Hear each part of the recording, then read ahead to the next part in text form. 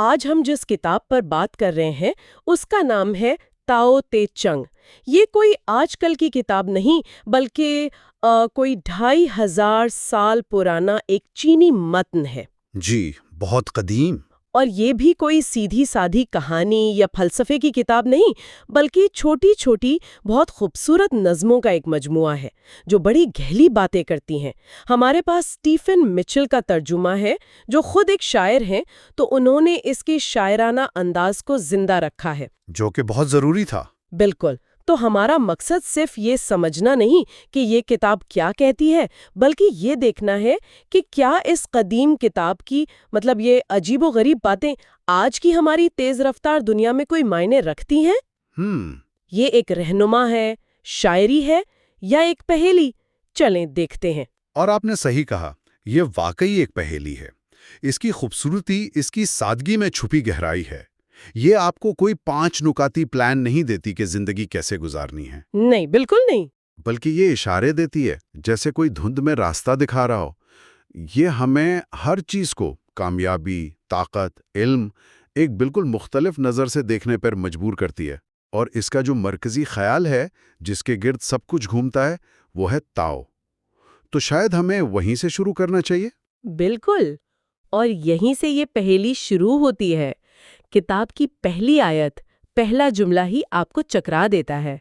وہ کہتی ہے، وہ تاؤ جس کے بارے میں بتایا جا سکے وہ ابدی تاؤ نہیں، وہ نام جسے کوئی نام دیا جا سکے وہ ابدی نام نہیں۔ جی، یہ تو کمال ہے۔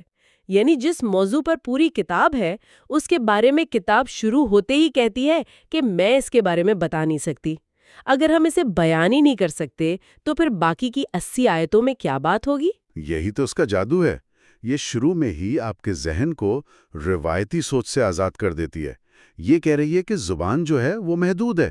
جیسے ہی ہم کسی چیز کو نام دیتے ہیں، خوشی، غم، کامیابی، ہم اسے ایک ڈبے میں بند کر دیتے ہیں۔ لیکن تاؤ کوئی چیز نہیں، یہ ایک بہاؤ ہے۔ ایک بہاؤ؟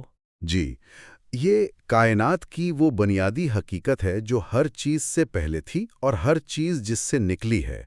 آیت 25 اسے ایسے بیان کرتی ہے۔ وہ کہتی ہے، کائنات کی پیدائش سے پہلے کچھ بے شکل اور کامل موجود تھا۔ یہ کائنات کی ماں ہے۔ میں اس کا نام نہیں جانتا، اس لیے میں اسے تاؤ کہتا ہوں۔ یہ نام دینا صرف ایک مجبوری ہے۔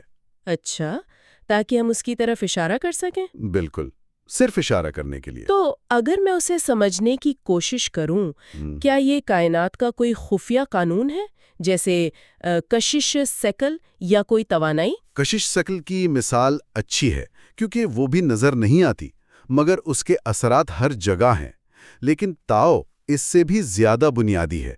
اسے آپ کائنات کا آپریٹنگ سسٹم سمجھ سکتے ہیں۔ اوہ، یہ دلچسپ ہے۔ آپ کو کمپیوٹر پر ایپس اور فائلیں نظر آتی ہیں، لیکن آپ کو وہ او ایس نظر نہیں آتا جو ان سب کو چلا رہا ہے۔ تاؤ اس سے بھی گہرا ہے۔ یہ وہ خاموش غیر مرئی اصول ہے جس پر پوری حقیقت چل رہی ہے۔ اس لیے آیت 4 اسے ایک خالی برتن کہتی ہے، جسے آپ استعمال تو کر سکتے ہیں مگر کبھی بھر نہیں سکتے کیونکہ اس کی گہرائی لامحدود ہے۔ تو یہ وہ خالی پن ہے جس سے ہر ٹھوس چیز جنم لیتی ہے۔ جی، یہ خالی پن یا کچھ نہ ہونے والی بات بہت زبردست ہے۔ کیا اسی سے وہ مشہور کانسیپٹ نکلتا ہے جسے وو وے کہتے ہیں، یعنی کچھ نہ کرنا؟ جی، وہ اسی سے جڑا ہے۔ کیونکہ یہ سننے میں آج کے دنیا کے بالکل خلاف لگتا ہے۔ آج تو ہر طرف ہسل کلچر کا شور ہے کہ ہر وقت مصروف رہو، زیادہ کام کرو، زیادہ حاصل کرو۔ بالکل۔ اور پھر یہ کتاب آتی ہے اور آیت 48 میں کہتی ہے، علم کی تلاش میں ہر روز کچھ شامل کیا جاتا ہے، تاؤ کی مشق میں ہر روز کچھ چھوڑ دیا جاتا ہے، جب تک آپ بے عملی تک نہ پہنچ جائیں۔ جب کچھ نہیں کیا جاتا تو کچھ بھی ادھورا نہیں رہتا۔ یہ کیسے ہو سکتا ہے؟ یہ وو وے تاؤزم کا شاید سب سے غلط سمجھا جانے والا تصور ہے۔ اس کا مطلب سستی یا کاہلی ہرگز نہیں۔ اچھا۔ اس کا مطلب ہے بے محنت عمل، ایفرٹ لیس ایکشن۔ یہ آج کی ہسل کلچر کا آپ کہہ سکتے ہیں سیدھا سادہ جواب ہے۔ جہاں ہمیں سکھایا جاتا ہے کہ ہر وقت ہاتھ پاؤں مارتے رہو، وہیں وو وے کہتا ہے کہ صحیح موقع کا انتظار کرو اور پھر کم سے کم طاقت سے سب سے بڑا نتیجہ حاصل کرو۔ تو یہ ہارڈ ورک نہیں، اسمارٹ ورک ہے۔ بالکل، یہ جاننا ہے کہ کب پیڈل مارنا ہے اور کب لہر کو اپنا کام کرنے دینا ہے۔ جیسے ایک ماہر باغبان پودے کو کھینچ کر بڑا کرنے کی کوشش نہیں کرتا، صحیح۔ وہ صرف صحیح ماحول فراہم کرتا ہے، پانی، دھوپ، مٹی، اور پودا خود بخود بڑھتا ہے۔ لیکن ایک سوال ہے، فطرت میں تو مقابلہ بھی بہت سخت ہوتا ہے۔ ایک شیر ہرن کا شکار کرنے کے لیے بے محنت عمل نہیں کرتا، وہ تو پوری طاقت اور رفتار سے حملہ کرتا ہے۔ بہت اچھا سوال ہے۔ تو کیا یہ فلسفہ صرف کچھ خاص پرسکون حالات کے لیے ہے؟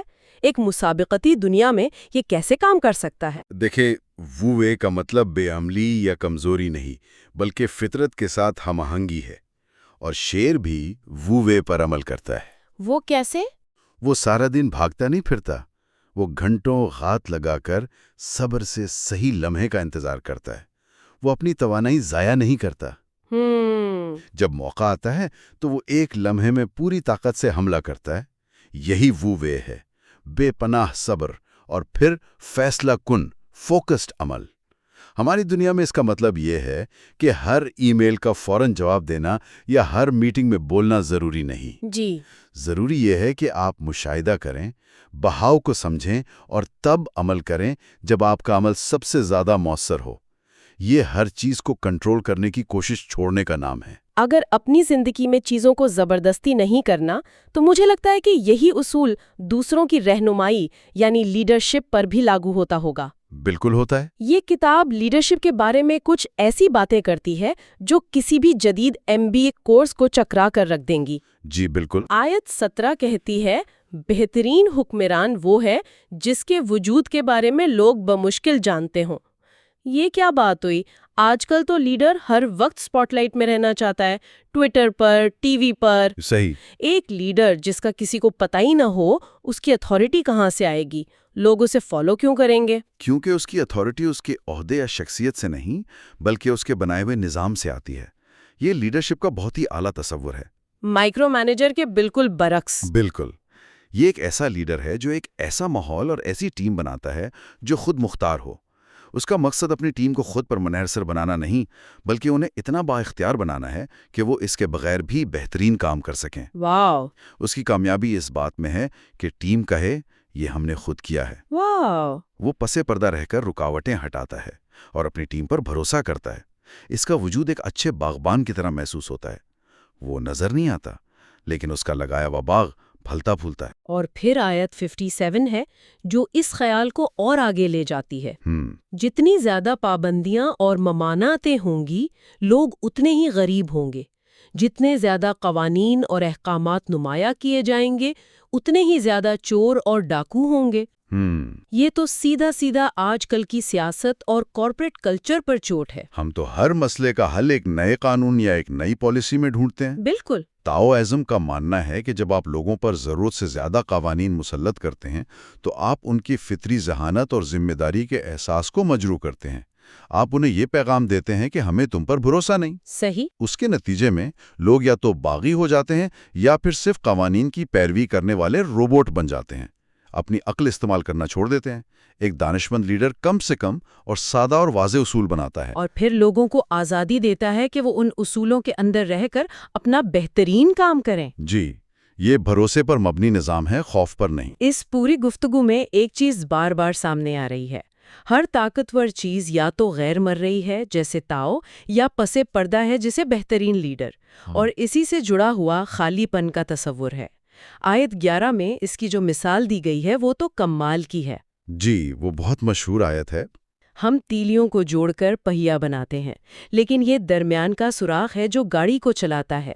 ہم مٹی سے برتن بناتے ہیں، لیکن یہ اندر کی خالی جگہ ہے جس میں ہم کچھ رکھ سکتے ہیں۔ ہم گھر کے لیے لکڑی کاٹتے ہیں، لیکن یہ اندر کی جگہ ہے جو اسے رہنے کے قابل بناتی ہے۔ ہم ہمیشہ ٹھوس چیزوں پر توجہ دیتے ہیں، لیکن اصل قدر تو خالی جگہ میں ہے۔ یہ تاؤ اعظم کا مرکزی خیال ہے۔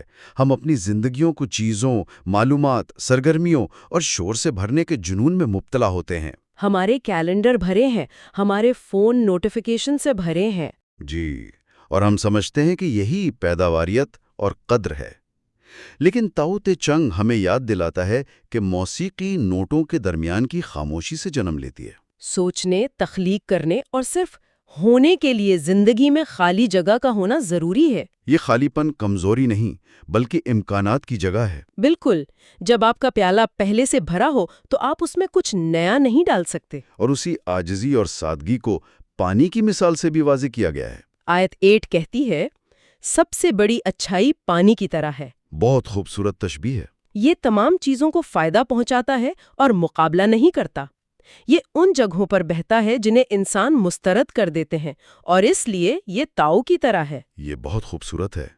پانی ہمیشہ سب سے نیچی جگہ تلاش کرتا ہے، وہ عاجز ہے، لیکن وہی پانی بڑی بڑی چٹانوں کو کاٹ کر اپنا راستہ بنا لیتا ہے۔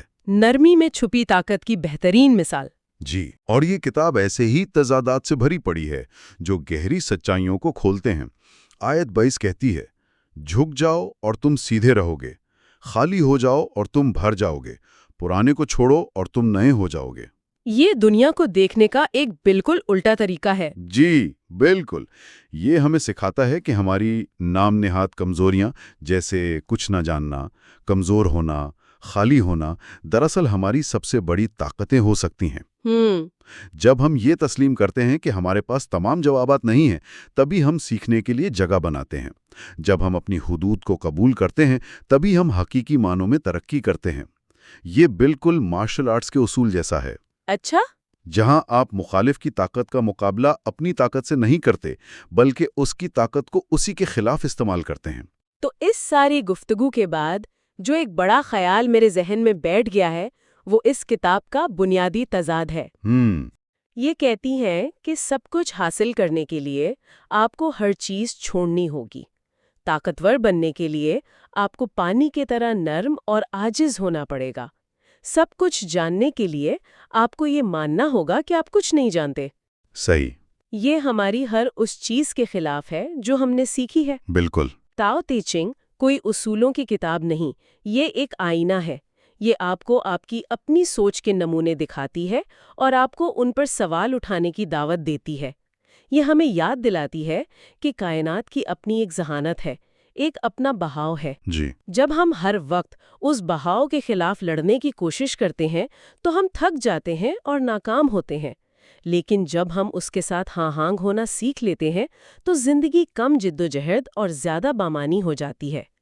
یہ صرف فطرت کے ساتھ جڑنے کی دعوت نہیں، بلکہ اپنی اندرونی فطرت کو سمجھنے کی بھی دعوت ہے۔ تو آخر میں یہ ہمیں ایک بہت بڑے سوال کے ساتھ چھوڑ جاتی ہے۔ آج کی دنیا میں جہاں ہم ہر تفصیل کی منصوبہ بندی کرنے، ہر نتیجے کی پیمائش کرنے اور ہر چیز کو کنٹرول کرنے کے جنون میں مبتلا ہیں، یہ کتاب ہم سے پوچھتی ہے، کیا ہم میں اتنی ہمت ہے کہ ہم کبھی کنٹرول چھوڑ دیں؟ کیا ہوگا اگر ہم کبھی کچھ نہ کرنے کی کوشش کریں اور چیزوں کو قدرتی طور پر اپنی جگہ لینے دیں؟ کیا یہ حماقت ہوگی یا یہی سب سے بڑی دانائی ہے؟